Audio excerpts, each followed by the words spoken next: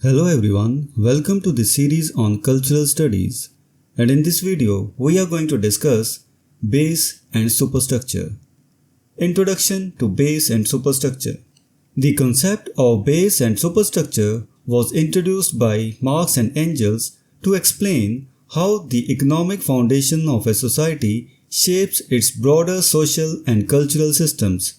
According to this theory, the base consists of the forces and relations of labor, which include the means of production and the relationships between those who own and control these means and those who work them.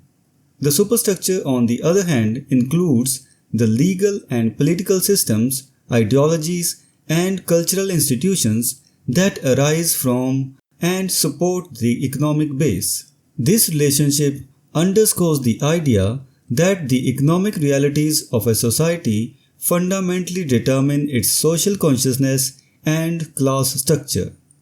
Marx's preface to a contribution to the critique of political economy. In the preface to a contribution to the critique of political economy, 1859, Marx elaborates on the relationship between base and superstructure. He argues that the mode of production of material life conditions the social, political, and intellectual life processes. As Marx succinctly states, it is not the consciousness of men that determines their being, but on the contrary, their social being that determines consciousness. This passage emphasizes that the economic base forms the real foundation upon which the legal and political superstructure is built, and that this superstructure reflects the economic conditions and relations of production. Elements of the superstructure. Marx and Engels identify several key elements of the superstructure, including law, politics, religion, aesthetics, and art. These elements are forms of social consciousness that Marx refers to as ideology.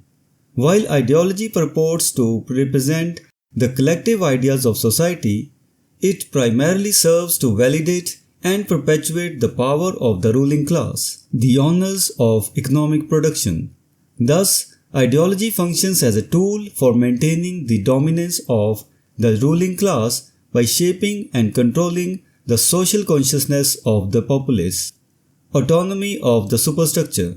While the superstructure is rooted in the economic base, Marx and Engels also theorize that it can develop independently and exert influence on the base.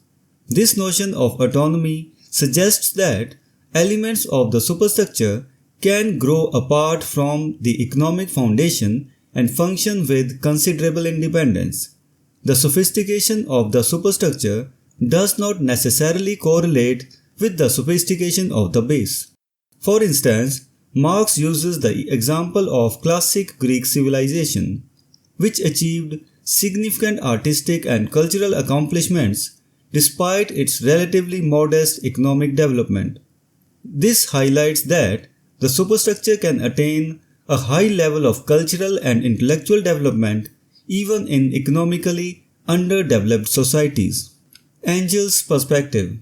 Engels further develops this idea, suggesting that the relationship between base and superstructure is not strictly linear. He argues that the superstructure, or parts of it, can initiate changes within the economic base. This perspective challenges the notion of a one-way influence and underscores the dynamic interplay between economic and social forces.